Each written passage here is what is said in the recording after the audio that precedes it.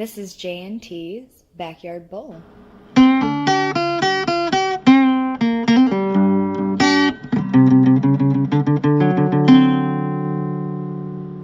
Hello, and welcome to J&T's Backyard Bowl. I'm Jay, and apparently I'm still furloughed. Yep, that's the case, Jay. Yep. So I'm extra not getting paid because neither of us were getting paid beforehand. So, yeah, cool. I'm T. I'm not getting paid either, but I'm happy to be not extra getting not paid the way Jay over here is. All right, enough of that. Let's just start right off with this. Let's do our BYB headlines. I'm down, man. You ready to bowl? I'm ready to bowl. Let's do it. What's up first?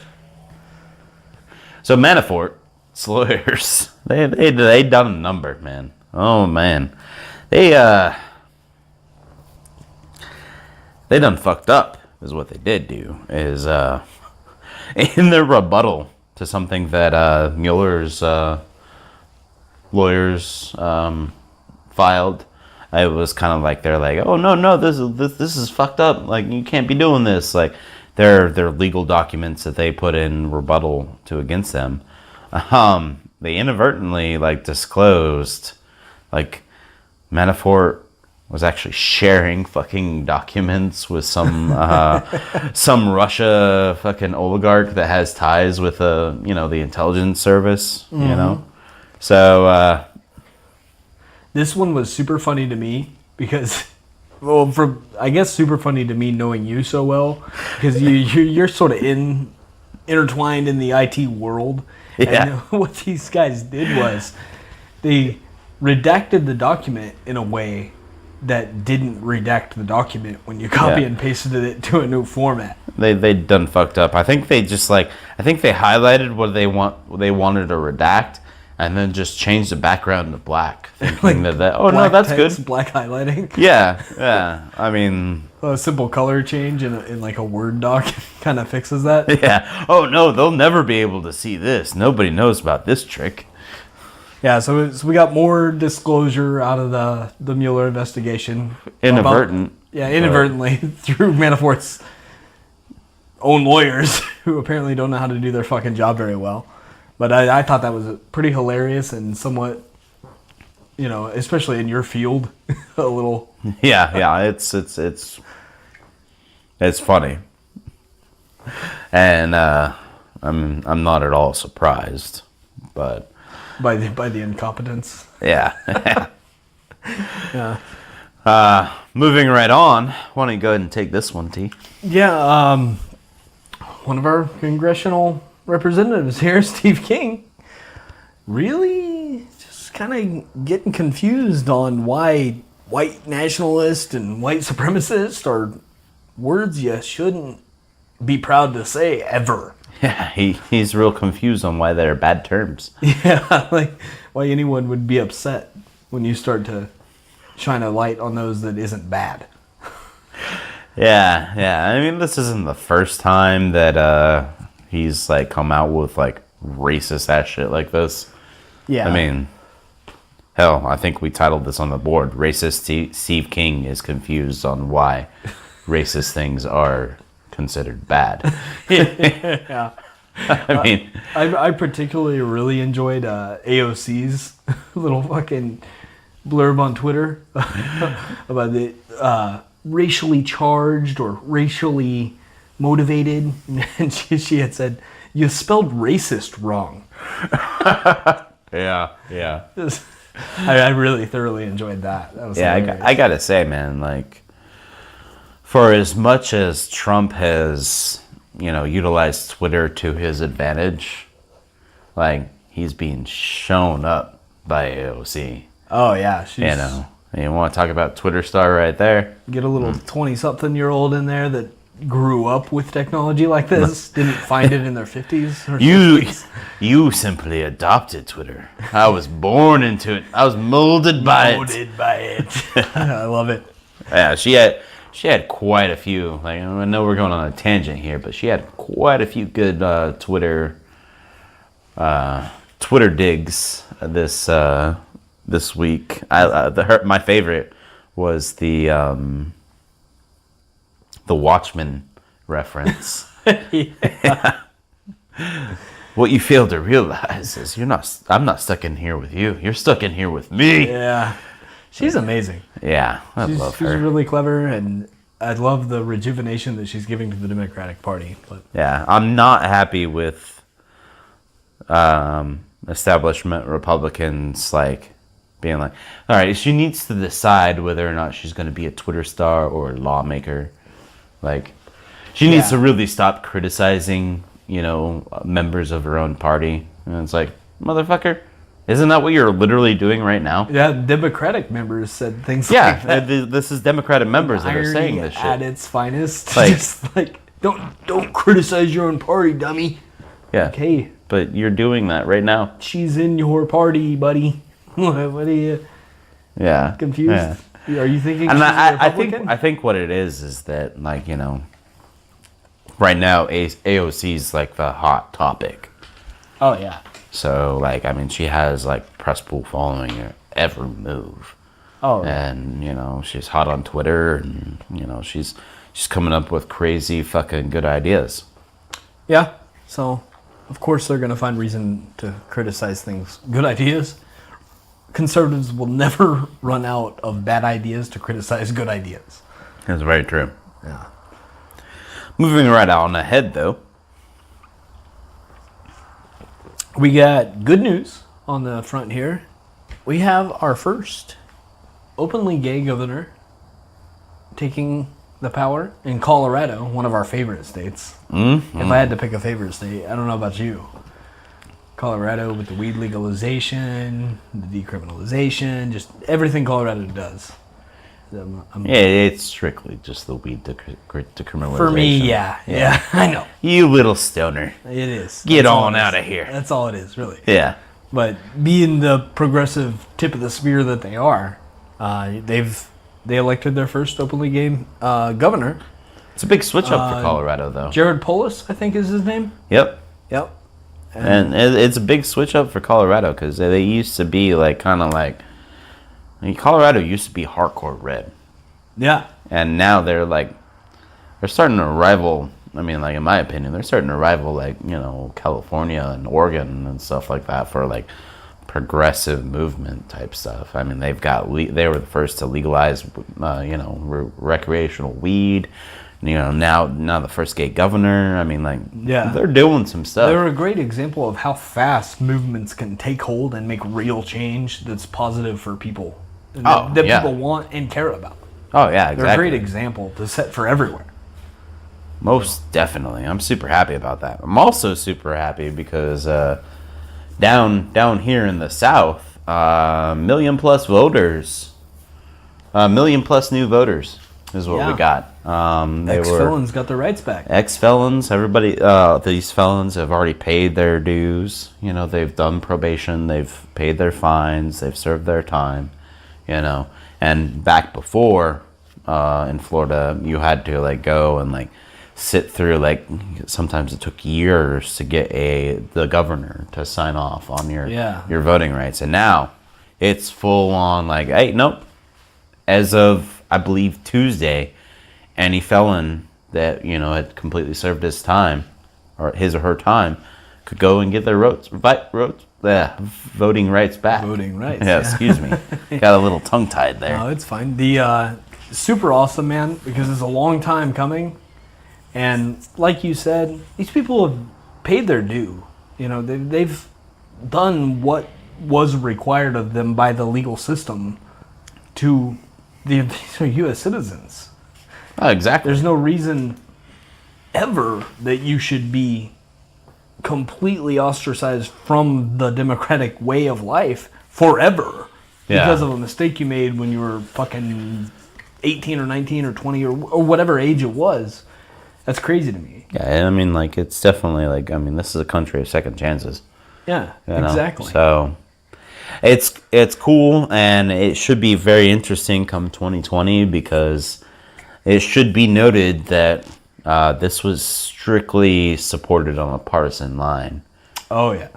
So this Democrats hardcore went for this. Like, they pushed this hard. They supported this 100%. Mm-hmm.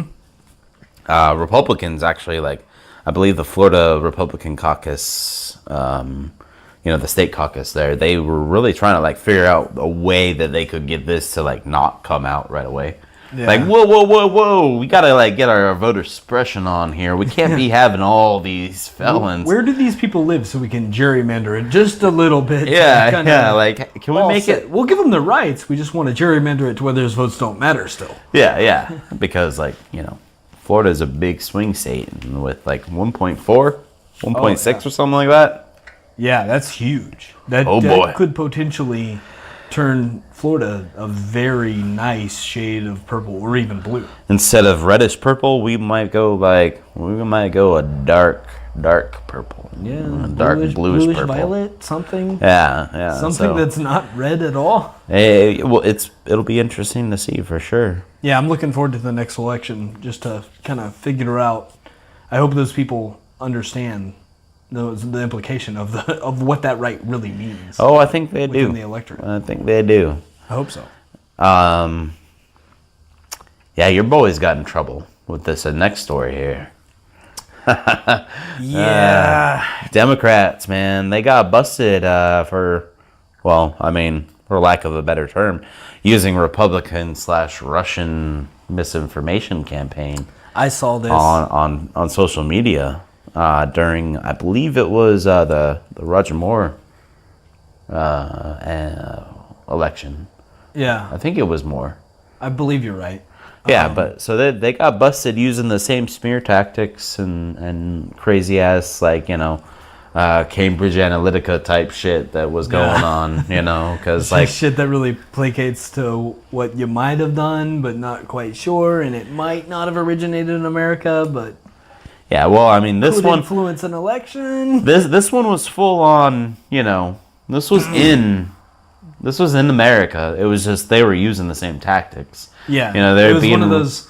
I think they may have recognized how well this worked, especially in the 2016 election. Yeah. With all the data that we already have on that, if and how you can't beat effective them, that was. Join them. Exactly. Yeah. Yeah, I think that this specific subset of Democrats might have recognized that and said, like, "Fuck, man, they're onto something.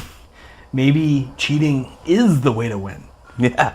And if they're cheating, we might as well cheat too, right? So. Well, I'm not happy about it. Yeah. Yeah, I'm not happy about it either. But not to be outdone, I think Republicans, saw, they caught on that like Democrats were starting to like stoop down to their level, so they just went full on voter fraud mode in South Carolina. I think, yeah, with Harris's election. These numbers are fucking crazy. Yeah, 100% Republican, 100% independent. And like a good percentage of Democrats, all in the mail-in ballot. Yeah, the type of numbers you would see in a Putin election. Yeah. What? You got 100% of the vote? I mean, it's the only election right now that is still pending from the midterms back in November. It's fucking January, bro. Yeah. There's a reason for that because it's fucking shiesty as fuck. Exactly. Oh man. So it'll be interesting to see where that goes. Yeah, we'll keep an eye on it. I hope the they don't make a trend out of this and decide that this is the new normal, the way that the GOP has, and corruption and outside influence that's not American is the new way to win. They weren't using outside influence. They were just using misinformation campaign. Yeah, that's still a slippery slope to go down. It is a slippery slope. Like, I mean, yeah, like you're lying. You can't be doing that. Like, come on, Dems. Yeah. They go low. We don't lie. Yeah. that's a good fucking slogan. Yeah. I think you need to go church your boys up there. Yeah. Maybe I do, because that's one of the things I appreciate about the party I affiliate myself with, is at least some degree of honesty that you can't find in the GOP. You know what I mean? No matter how hard you look. Yeah, and there's no fun in that there. It's pretty rough. Yeah. But on from there, where are we at here? Our last big headline of the week. Yeah. So the last person that Trump has found that is willing to legally represent him, old Rudy Giuliani, He was saying on the news this week, because he's always making his rounds. He seems to never not make his rounds. That they have a right to vet or change the results of what comes out in the Mueller report. Whatever that is. Yeah. They have this right to... Before it gets released to the public, they have a right to change, incorrect items on the Mueller report. Like, the legal team has a right to change those. I'm hoping that they redact it, but they're just as good at redacting it as Manafort's lawyers were. That's what I'm hoping for. Well, I mean, just the sheer insanity from this statement. Like, oh yeah, no, we have the right to fucking change it. Like, you change a special counsel's report that's ongoing now for 2 years. Yeah. And you're just gonna, what? So, I mean, that's like saying, like, okay, yeah, like, well, I'm able to change the police report that happened on my fucking, Yeah. assault or, DUI charge or whatever. Like, Yeah. oh, no, I need to go in and edit that because I got to make sure that it's true. Yeah, it wasn't driving under the influence. It was driving not under the influence. Yeah, see, there was a glaring factual error here. Yeah, they didn't put not there. I wasn't speeding. I was actually not speeding. Or colluding with Russia. I was not colluding with Russia. Yeah. In this circumstance, specifically. Yeah. They're missing a whole lot of knots in places for some reason. Knots and didn'ts and won'ts and wouldn'ts. Yeah. All the opposites of what actually probably went down. Oh, yeah. So, that leads us right into our next section. Probably my least favorite section every week. We have to talk about it because it's significant. Yeah. And I feel like we need to add some sound effects for this. Yeah. For our little segment intro. Maybe a crying Trump baby. Yeah, little floating crying Trump baby of some sort. Yeah. This is the TanTrumps of the week. Yeah. And, it's not hard to fill this up because all you have to do is look at his Twitter or listen to him for 10 minutes on Fox. Yeah. It's a pretty simple piece to put together, but altogether a little troubling. Yeah. It's not fun. That's for certain. Yeah. First and foremost, he did his first Oval Office address to the people. Not a State of the Union. Yeah.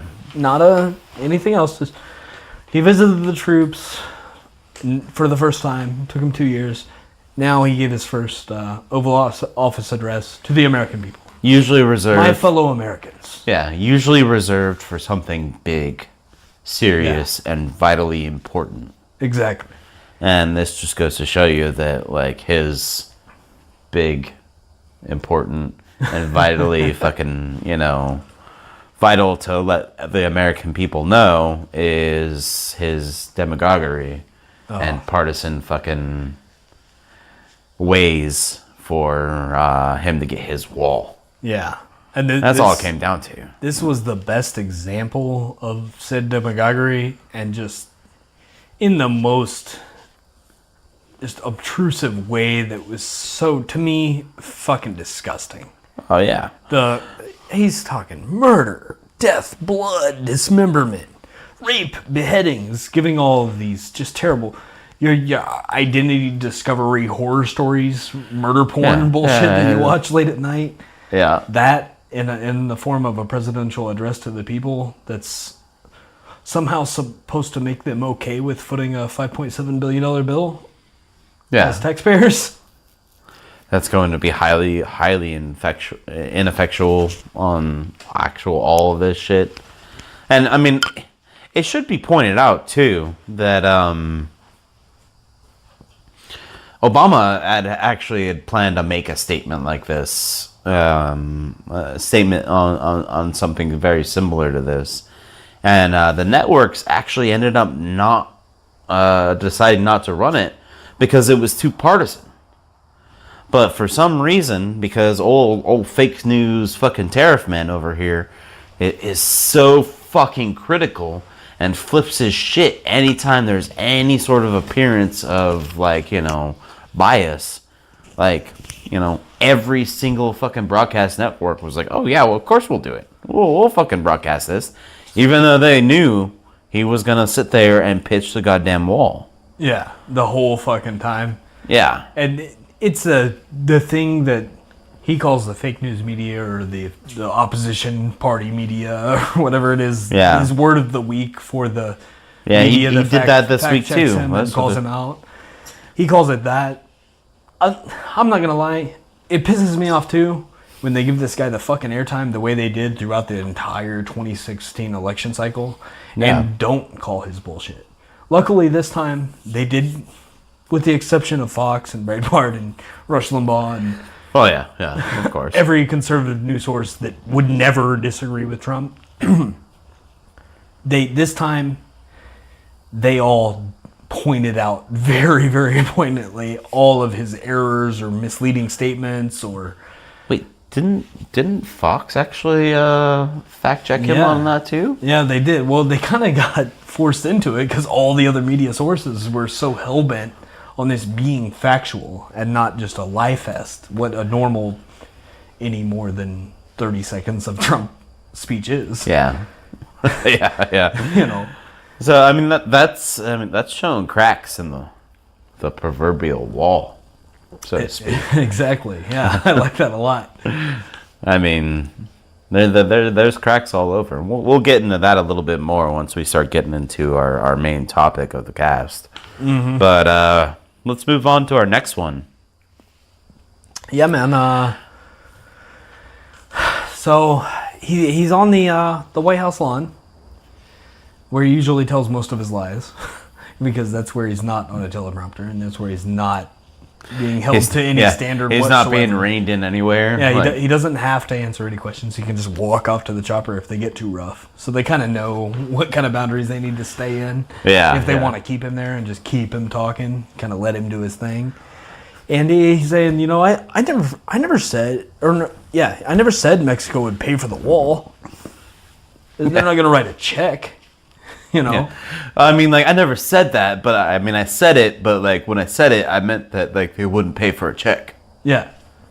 Well, it turns out what was it going to be? Briefcases full of money from Mexico? The way you pay porn stars? Is that what it was going to be?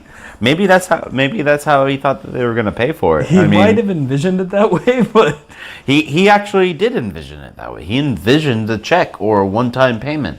Yeah, on Hannity. Yeah, he said it on Hannity. He said it on numerous campaign trail events. He said it in a campaign report planning letter that was put out to everyone. It wasn't hidden. It wasn't something the media had to dig up. It was out there, So, just another example of a really good TanTrump, throwing a fit over something. I didn't say that. I never said that. Yeah, but the only thing is that you did. Yeah, more than 24 times. There's video evidence of it. Yeah. I don't know why they don't ever say that. No, but we have you on tape saying that 13 times or 20 times. I don't know why they never say that. Why Acosta doesn't push that hard sometimes. Or another. I feel like if Acosta pushes any harder, he's gonna he's gonna get fucking drone striked. That press pass definitely go in the incinerator. Yeah. I mean, there's another thing there too. He's been saying up and down all this week that the new NAFTA. Oh well, I'm sorry. No, it's not the new NAFTA. No. It's the USMCA. Which is NAFTA plus some TPP stuff, It's just different because United States is first in the thing. It's not inclusive. United States first, America first. Most importantly, Obama's signature is not on it. Yeah, Trump's is. Yeah, that's the most important part about it. That's priority number one of this administration. But he said that's going to pay for it. Somehow, this free trade, low tax agreement. Yeah. Is going to pay for the wall. Right. And that's been fact checked on every side of the aisle that you could possibly think of. And there's no way, even given long, 20, 30, 40 years, that this agreement that's meant to keep tariffs not a thing at all, or very, very, very low to keep everything fair and everything as cheap as possible for everyone. Yeah. To make trade the way trade should be, fair and good to all parties. But yeah, there's no way that this can pay for it. So No. If that's what he meant, which is not what he meant when he said that on the campaign trail or Hannity or in the campaign letter or anywhere else, I don't know how else he expected to get this wall paid for. Yeah, I'm not quite sure either, man. I think he just didn't know. The same way we don't know now.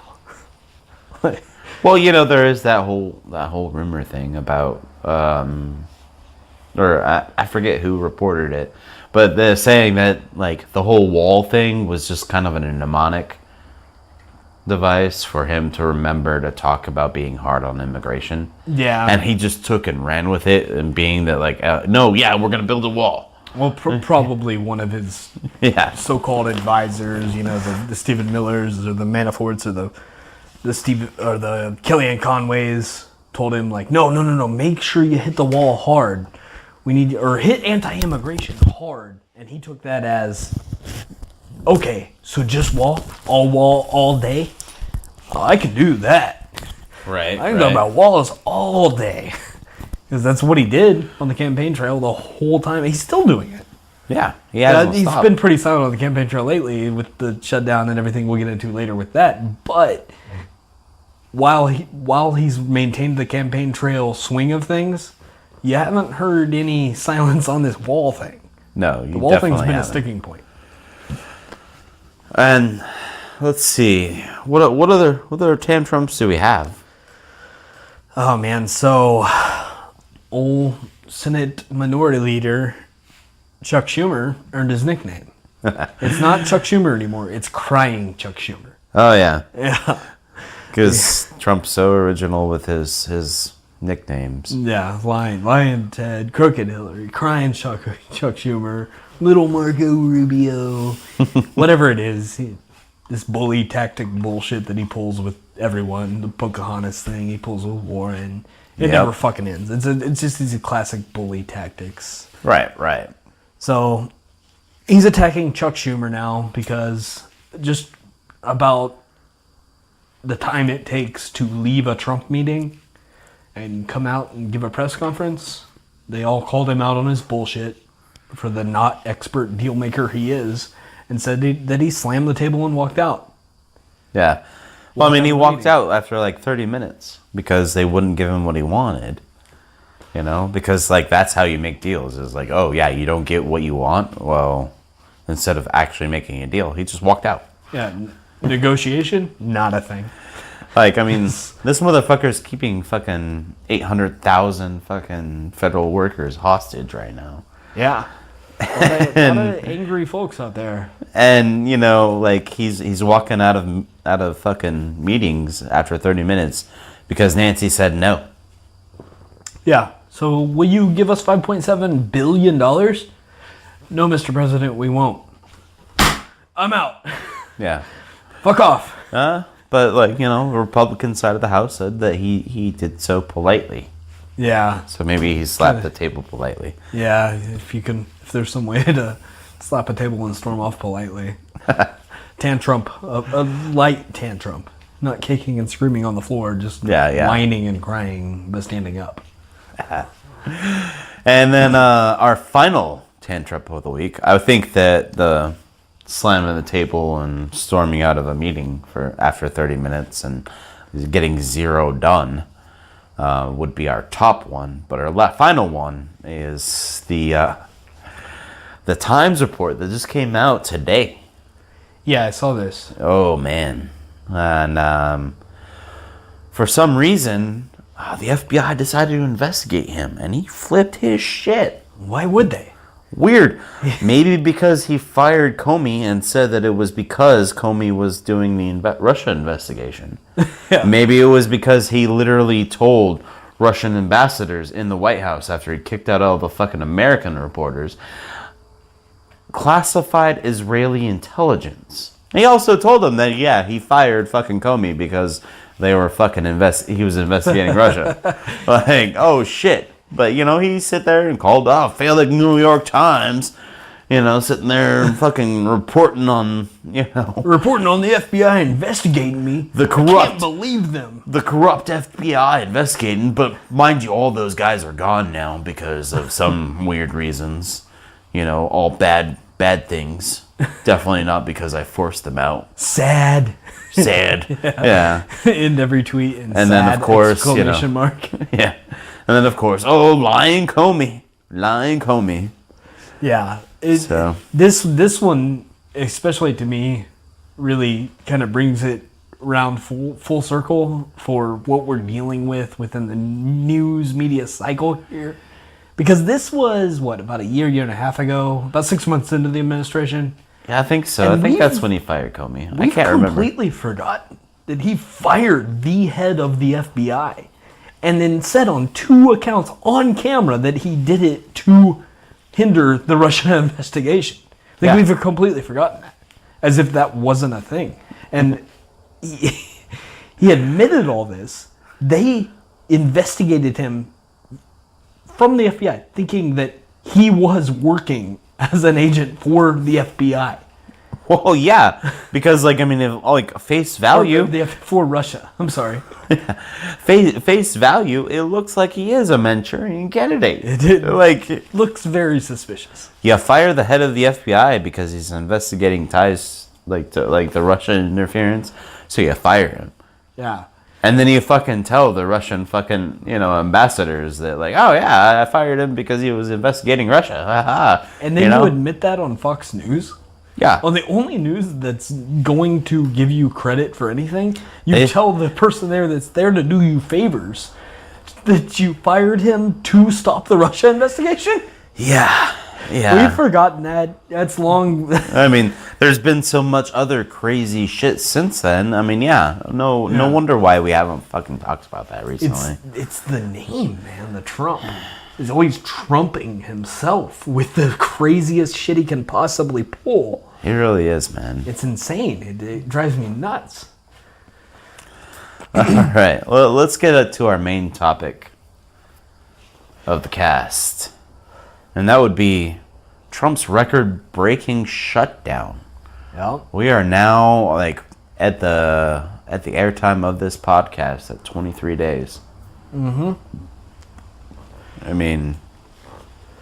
He'll probably see that as a good thing. It's longer than Obama's shutdown. Yeah. We're winning. So much winning. You sick and tired of winning yet? Sick and tired of not getting a paycheck? Oh yeah. Where to begin with this one, man? Yeah. Well, let's talk about his whole deal thing. We talked about a little bit in the TanTrumps and his whole, his 30-minute walkout. So apparently, this motherfucker, the way that he is the best deal maker in the world, the way to make the best deals, it's just to give people fucking candy bars. Go out, walk around the room, hand people some candy, sweeten the deal, quote unquote, really, really, symbolic, oh yeah, I'm sweetening the pot. If I give you stuff, you have to, you feel inclined to, give me stuff. Yeah, don't like walls? Maybe a Three Musketeer will make you like walls a little bit. There you go. Hey, come on now. I gave you a Snickers. Give me $5.7 million for an ineffectual wall that won't actually do anything. Yeah. So, and then when that didn't work, when his his ace in the hole, his, if you will, trump card, his trump card of candy bars didn't work, he fucking storms out, man. Yeah. So that shows you the deal maker in chief right there. Right. Which I'm gonna be honest, man. I've never made any kind of big deals. I've sold a couple of cars that I've owned privately, and I've done a few deals that were very, very minuscule. But as far as I understand, deal making, walking away is pretty much the last resort as far as I understand it. Like, at that point, you couldn't be more further apart, and there's no way to make an agreement that will benefit you at all. So I think that he sees it that if the check doesn't say $5.7 billion, then they're not even close. If the check says $5.6 billion, then he's out. It's not Yeah. It's 5.7 or nothing. We're $100 million short. Sorry, I'm out. It really does seem that way. Like Give me I back feel my half-eaten Snickers. yeah. No candy for you, Mr. Democrat. We're done. Yeah. We're done here. Can't Bye believe bye. I wasted a Snickers on you. Yeah. Bye bye. The bye-bye thing is like, so you're going to give me the money? No? Well, bye-bye. Oh, you're such a good deal maker, Mr. President. Yeah, wow. Where bye-bye is a piece or part of your negotiation that seems to somehow work in your favor, while 800,000 people are waiting on paychecks or being furloughed. It's more than 800,000 people, man. Yeah. You know, across all the agencies, yeah. Well, no, I mean, not we're talking about like fucking contractors and subcontractors. Yeah. I mean, and these people, like these people aren't gonna get their money back. Like, you know, the federal employees, they'll get paid. You know, once this furlough shutdown is over, Once they fix they'll it, get the back pay. yeah. Yeah, the back pay will come and they'll get back, and like, you know, they can like, you know, not do garage sales anymore or anything like that. Babysit their landlord's children. And, you know, Uber it up. Yeah, exactly. But like these subcontractors and contractors, I know a little bit about this. You know, I've done that. And yeah, dude, if you're not there, you're not getting paid. Yeah. Like no ifs, ands, or buts. It takes some presence at the office. Yeah, you have to be working in order to get paid. It's hourly, basically. Yeah. So yeah, like those guys are fucked, man. Like, you know, we're sitting at 3 weeks now. That's 3 weeks of non-payment. Yeah, like, dude, I truly feel bad for these people because we've looked at the statistics of government employees and contractors and the people that are actually being affected, and it's what, like 80% of these people live on a like paycheck to paycheck type. Yeah, it's not not good. I mean, like the personal the human cost that is going into the shutdown. Yeah. Is astronomical. Like, especially if this lasts another paycheck.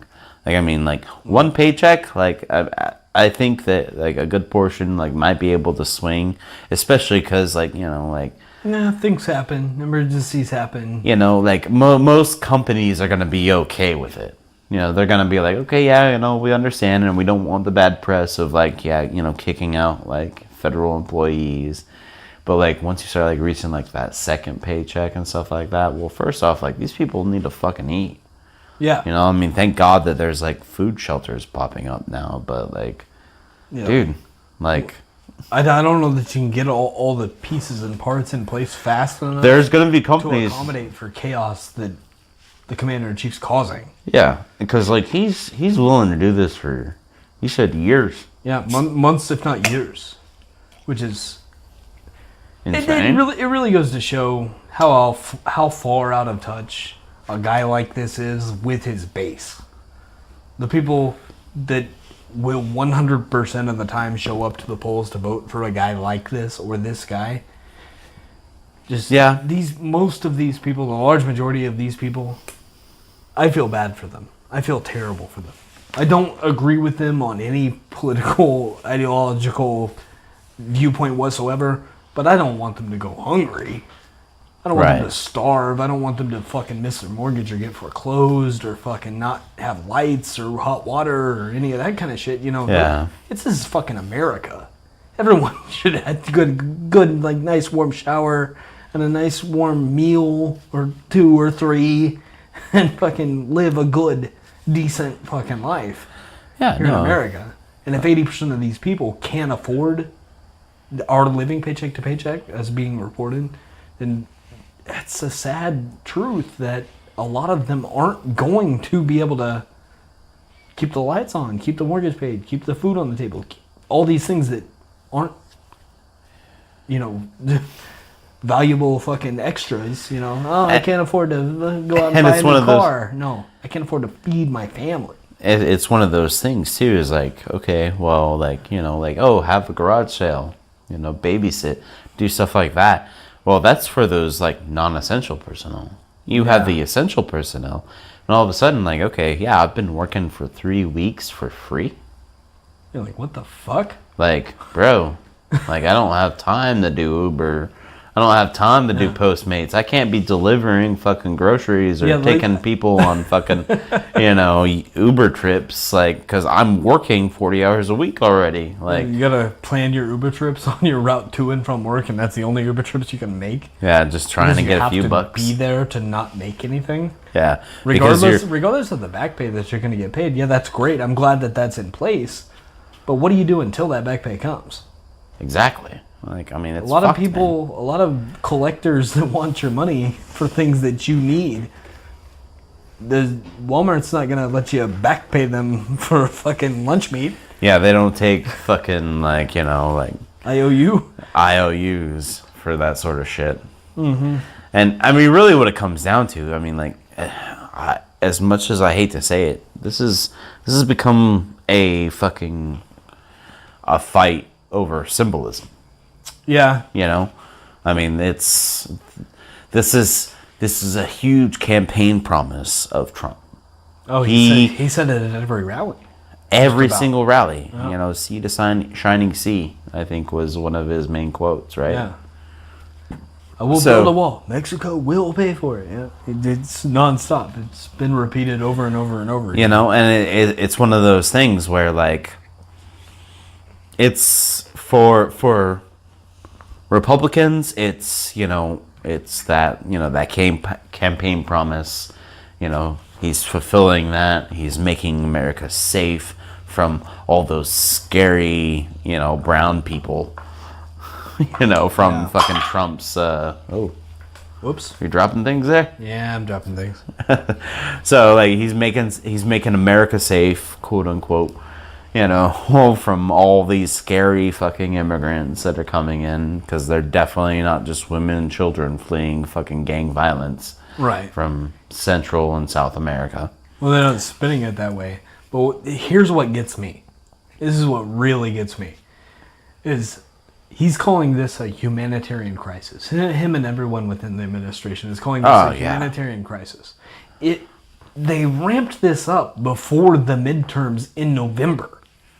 Oh, yeah. Okay, so if it was the crisis that you're saying it is and has been, why the hell didn't you and your GOP cohorts sign a fucking $5.7 billion bill sometime before the Democrats took office on January 3rd? Yeah, they ran everything. You think that they would. Yeah, all three branches completely controlled.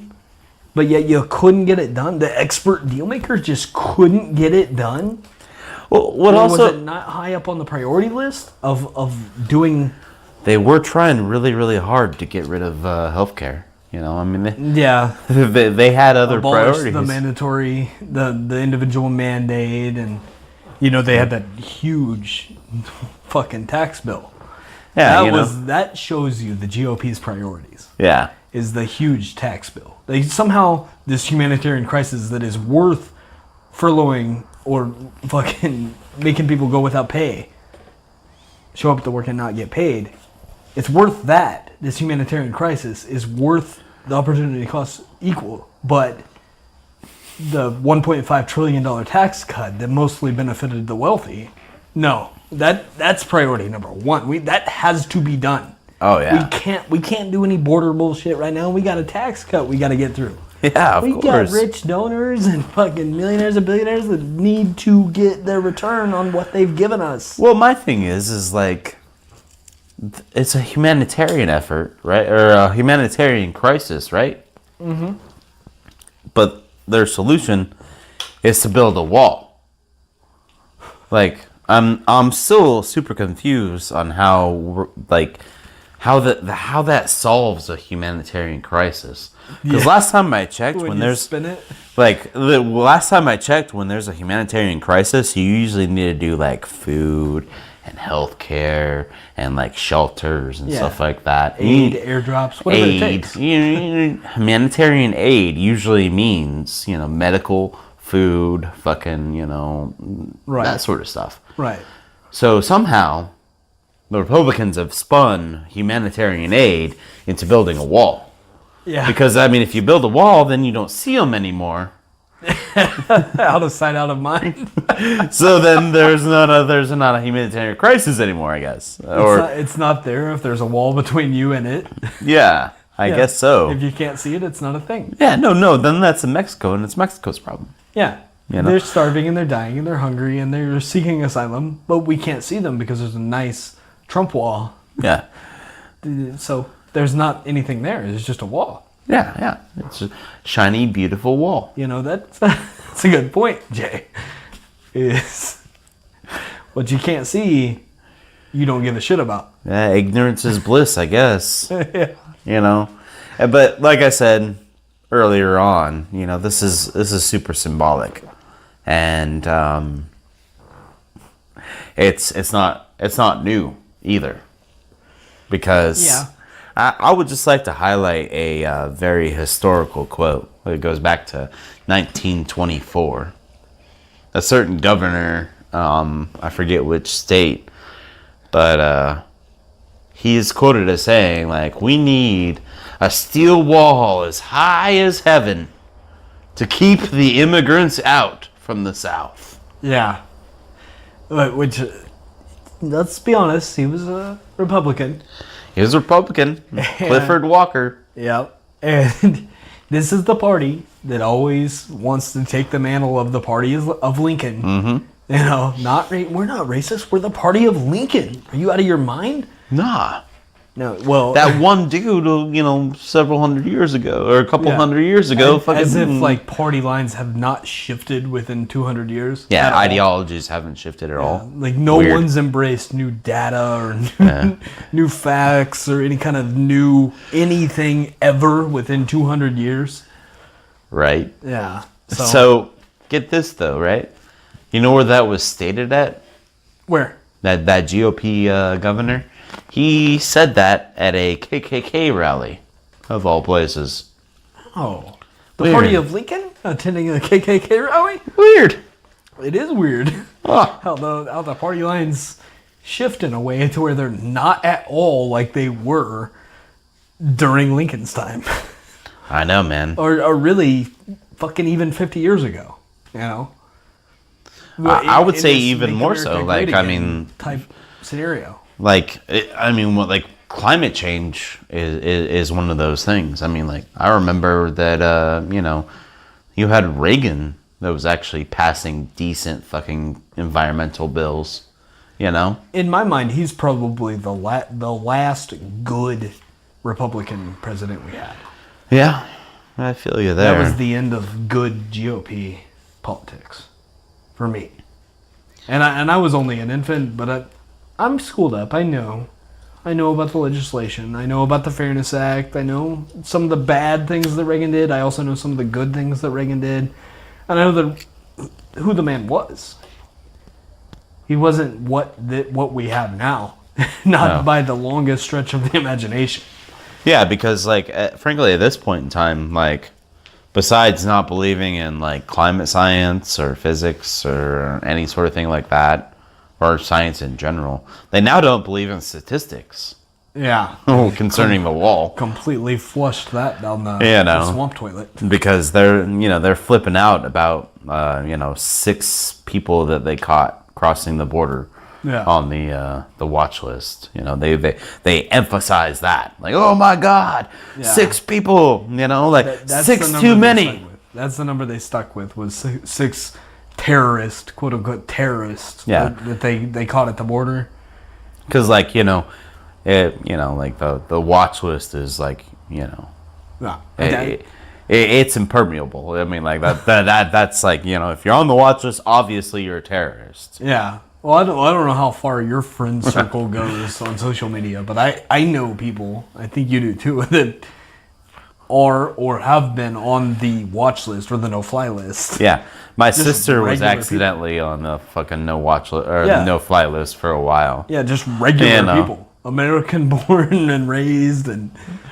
Yeah, I mean, it's not the infallible thing that they say. But, so they say, like, oh, yeah, that's 6 too many. Like, but what they forget to tell you is the thousands of terrorist watch list people that they stopped at airports that that were coming into this country through airports or points of entry, ports of entry. I was so proud of Fox News for calling that out with Sarah Huckabee Sanders on last week. Props to them, man. Like, wow, with the factual reporting, man. And then, like, actually checking stats. And when Sarah Huckabee Sanders states that, checking her real quick, like, I knew you were going to bring that up. That's not the case. It's 4,000 people in airports.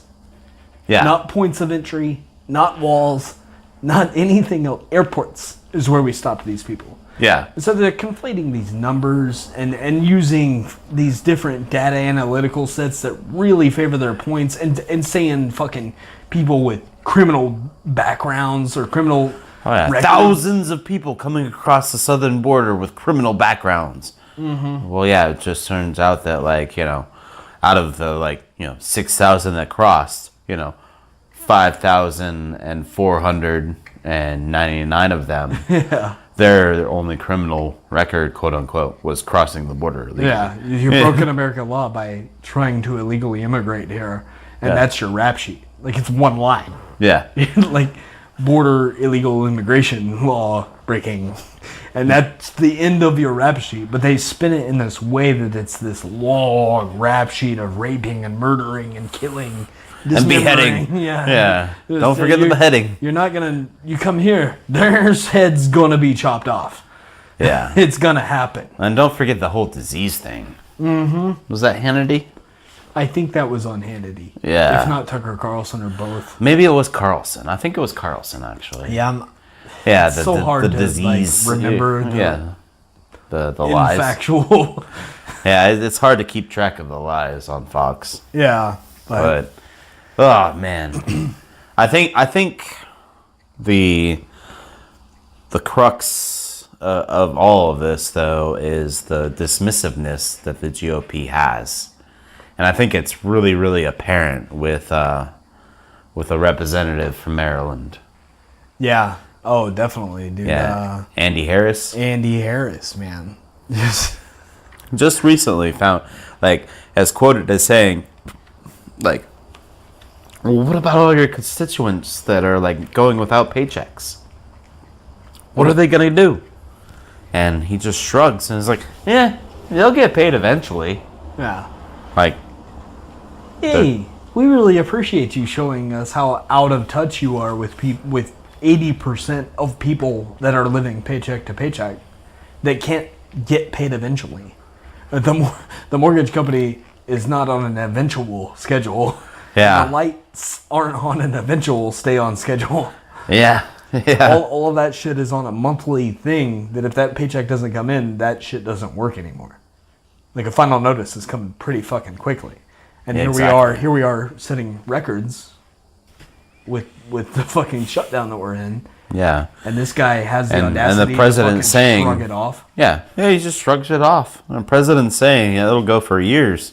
It's like, oh yeah, we'll get paid eventually. Are you serious, bro? It's just an out of touch thing that the GOP really needs to wrangle with, and kind of maybe hold some town halls, talk to the people in the districts that you represent, and kind of get a feel for how they feel about things like this. Because Trump's been spouting this idea that the large majority of people that are affected by this at all are in favor of a border wall. I mean, he's been spouting a lot of ideas. Mm-hmm. Most of which are false. And I think that's one thing that is a hardcore false. Yeah, if you talk to people, regular people that live paycheck to paycheck, the wall's not high up on the priority list. The paycheck is. Exactly. Like, wall or no wall, they want the fucking paycheck. Yeah. And Trump said it himself. He'll take the mantle. He's not going to blame the Democrats. And then he came out in his speech and blamed the Democrats. Literally, like, first line of the speech. Yeah. Because of the Democrats, we can't get border security. As if he's spinning it in this way where painting the Democrats into a corner where Chuck Schumer and Nancy Pelosi and the rest of congressional leadership within the Democratic Party don't want a safe country. They don't want a country where it's safe, where you won't get murdered by an illegal immigrant, even though it's shown, data has shown that you're far more likely that natural-born citizens commit crimes at a far higher rate than immigrants do.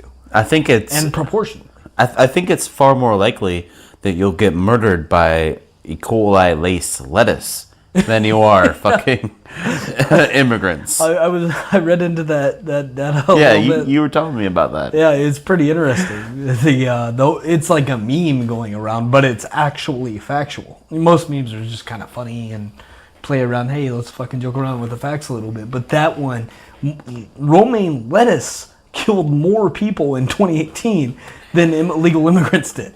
I'm pretty sure that toddlers accidentally firing off guns killed more fucking people than immigrants. I would not doubt it. Yeah. I mean, but as it stands right now, I mean, even though the House has passed like 2 bills now to try to get the government open, McConnell will not let it go to vote in the Senate, even though that there's cracks in the wall, man. Literally and figuratively speaking, in the GOP wall, and there are GOP senators that are fucking are pushing back on this, and they're like, okay, this was fun, but like we're done now because like our constituents are kind of getting fucked over here, bro. Yeah, like, we can't be having this. People where I live, where I sleep and live, and I think it's really, really, poignant to know that like. We're not hearing much from McConnell. Oh, that dude's a fucking ghost. Right? Yeah. As you put it. Mitch McConnell, your favorite of the GOP senators. He's turtling, man. Full shell. He's withdrawn into his shell. If he enters the Senate chamber, it's on his back 2 feet with head and arms tucked in tight. Yeah. He's not saying anything. All we know and all we can ascertain from what's happening in Washington is that there's no votes are getting to the Senate floor anytime soon. Oh yeah, he'll reject everything, and he's not coming out for anything. Yeah, anything but border wall, he's not coming out for. Not even a piece of lettuce. And good lettuce, not the poison. Yeah, not even poison. Not even good lettuce. Not like the shit that killed more people. Not E. coli lettuce. Not E. coli lettuce. Yeah, no. Which is pretty crazy for a turtle. Like I gotta say, turtles love lettuce. Oh, fresh romaine? Yeah. Non-E. coli? Nom nom. Hell yeah. But McConnell, no. Lately, he's not on the podium. He's not in the chamber. He's in the shell. He's not doing interviews. He's not doing shit. He's got nothing to say. It's pretty indicative of what's going on and who's right or wrong here based on who wants you to know things. Schumer and Pelosi are out there trying to spread information, not disinformation. Yeah. When are you hearing from, well, Paul Ryan's gone, but when are you hearing from McConnell?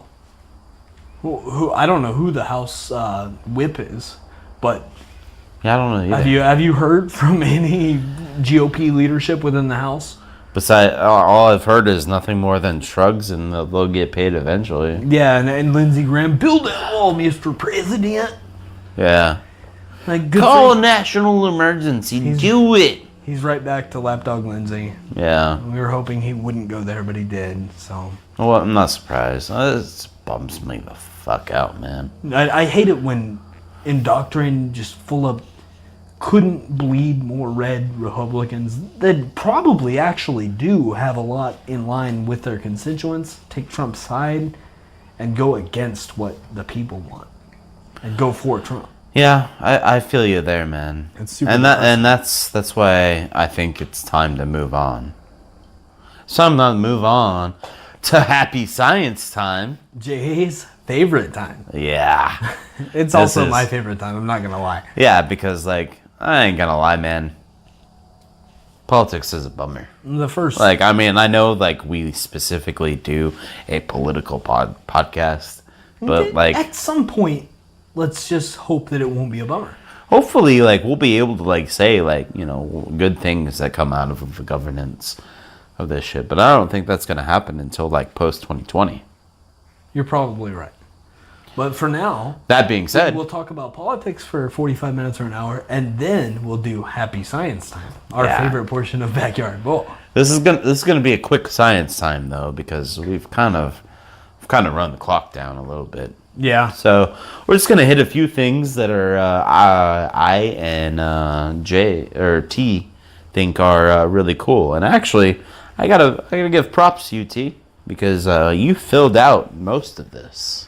I appreciate that, man. Like normally it's me. I'm usually the one rooting around in the like science. Jay, the science guy. But you beat me to the punch on both of our main topics here. So why don't you go ahead and take our first one? Yeah, I'll take it. I found this super interesting. So, what it's called, acronym mode, is CHIME. And I usually fucking suck with acronyms. I'm handing them off to you, but I'm going to take this one. I think you got this one. It's an easy one. It's way easier than the ones we've mentioned in previous podcasts. So, it's the Canadian Hydrogen Intensity Mapping Experiment. I know that sounds fucking nuts, like some shit you'd never be able to wrap your mind around, but it's really not that crazy, so get on board for just a second. I know you already know, but for the listeners, it's basically just a giant radio telescope in Canada. Yeah. It pretty much looks at a portion of sky and searches for signals that it can discern from just noise. Yeah, but just regular noise. What does it pick up, though? So what this thing is looking for is low frequency fast radio bursts. Okay. Very, very, very low frequency. So what's up with these fast radio bursts? Well, this is where it gets a little interesting. So here we are. Here we are in Happy Science Time.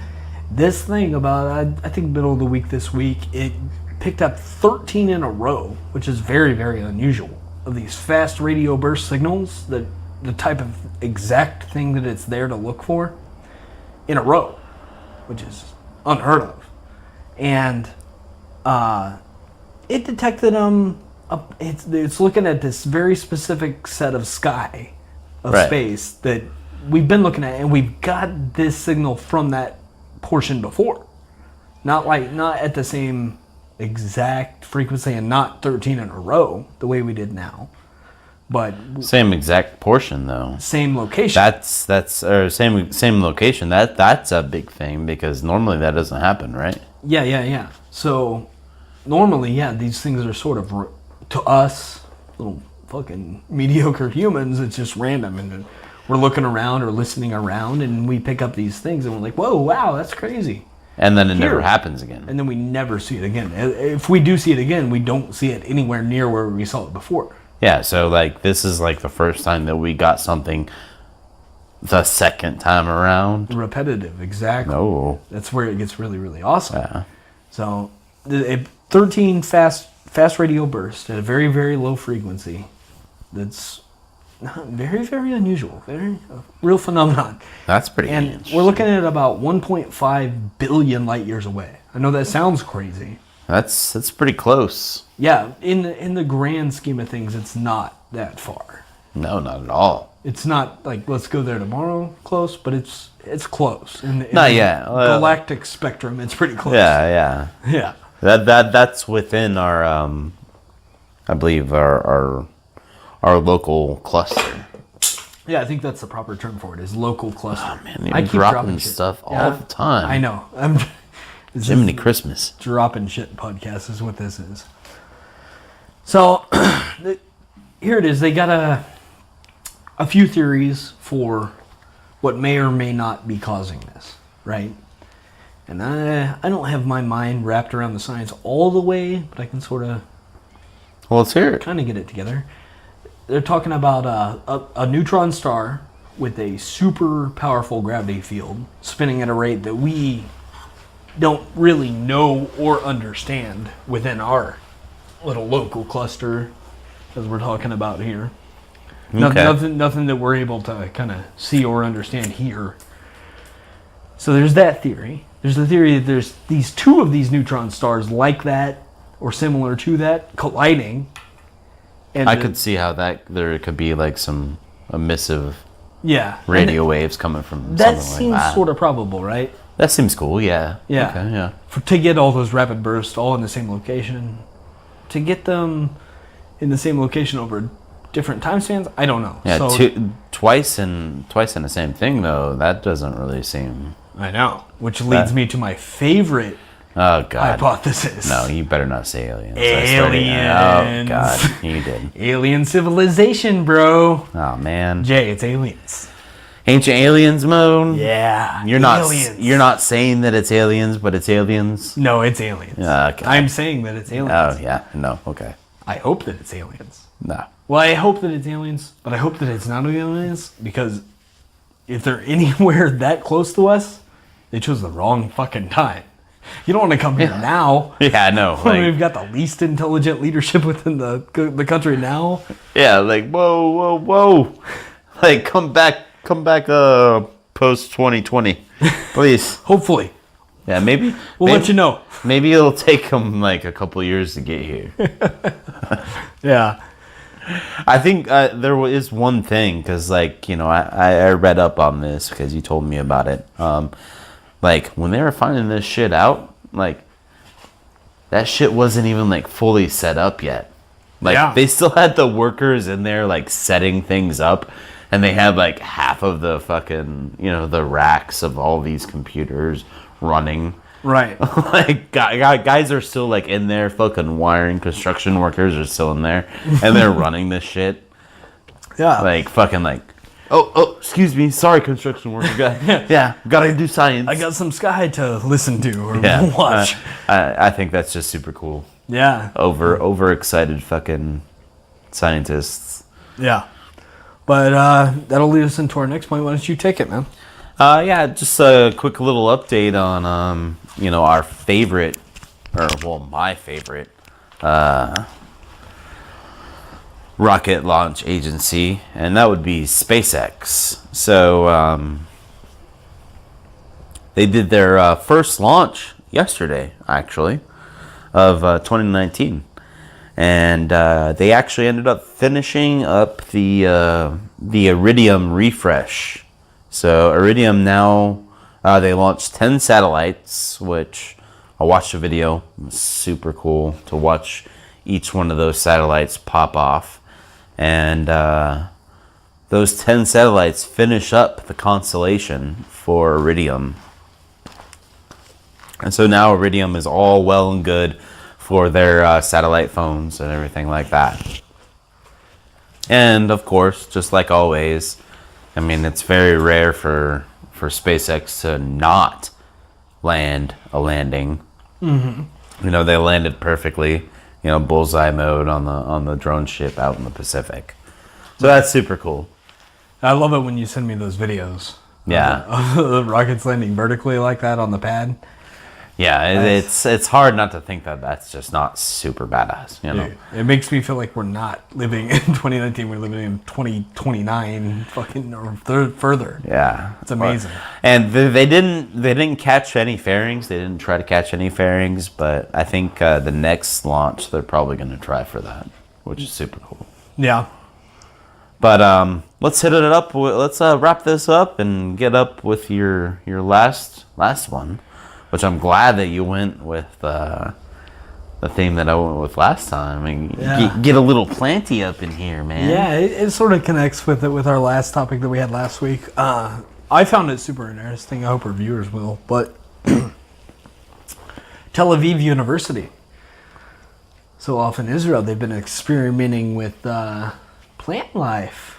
Just kind of feeling out what plants are able to do. And dude, to me, this was fucking awesome because what they did was they subjected primrose plants to the frequency of, say, a bee's wings buzzing, like what sound exactly that makes when it approaches the flower. And they were able to replicate over and over and over again a 20% uptick in the sweetness of the nectar within only 3 minutes of that sound being subjected to the plant. Yeah. Okay. Kind of cool. That is super cool because, like, I mean, that bee realizes, like, hey, this is the good right here. This is the dank. Right? I gotta tell my bee buddies. Super sweet. Oh, yeah. Yeah. So it's able to do that. And usually, almost always, bees don't travel lone bee mode. No, they're in.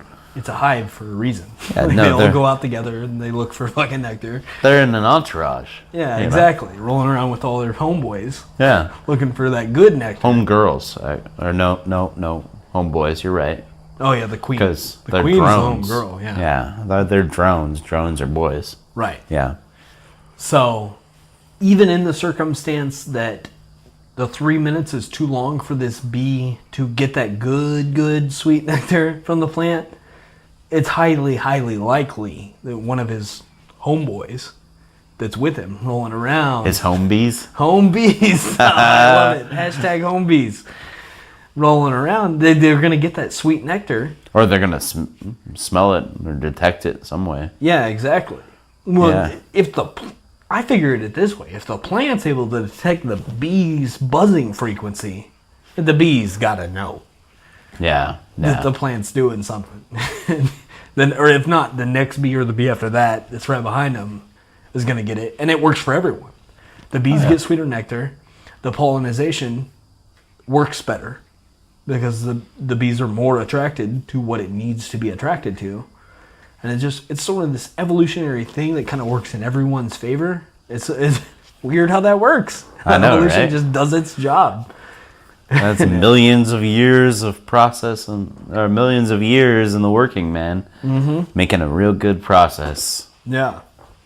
But they were able to replicate it within studies there. And I thought it was super interesting and worth mentioning for Happy Science Time.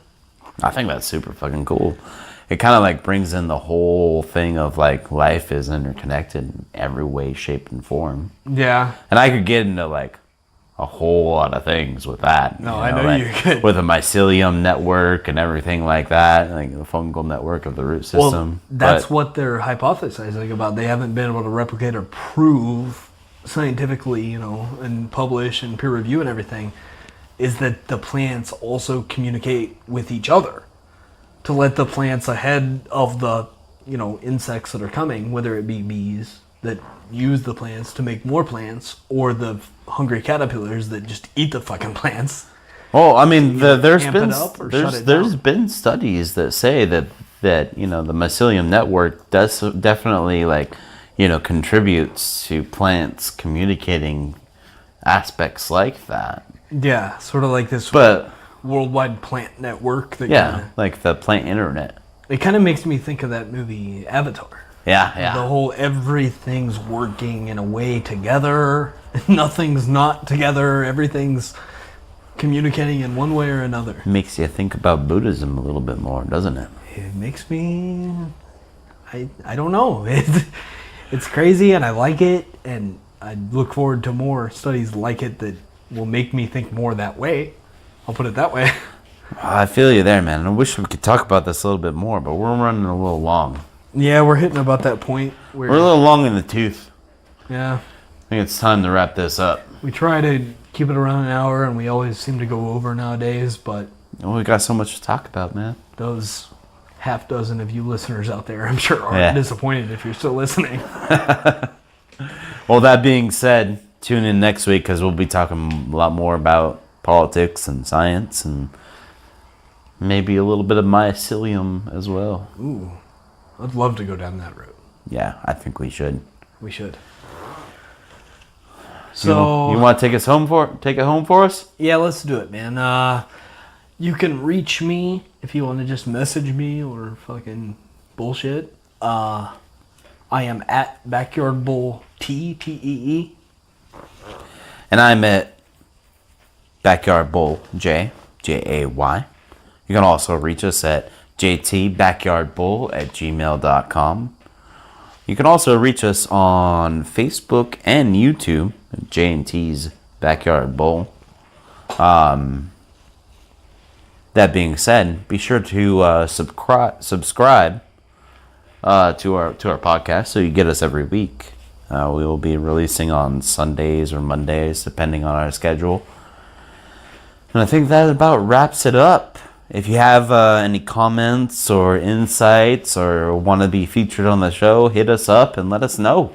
Oh, we'll definitely give you a shout out. If you have anything to say insightful whatsoever, we'll probably hit you up because that's what we're looking for. Even if you want to talk shit, we'll mention you. And that should get people to say something. Probably not. You gotta have listeners for that sort of thing. Yeah. Oh man. Self-deprecation again. All right, man. That's what we're best at. You're not lying. All right. It's been real bulling with you, brother. That it has.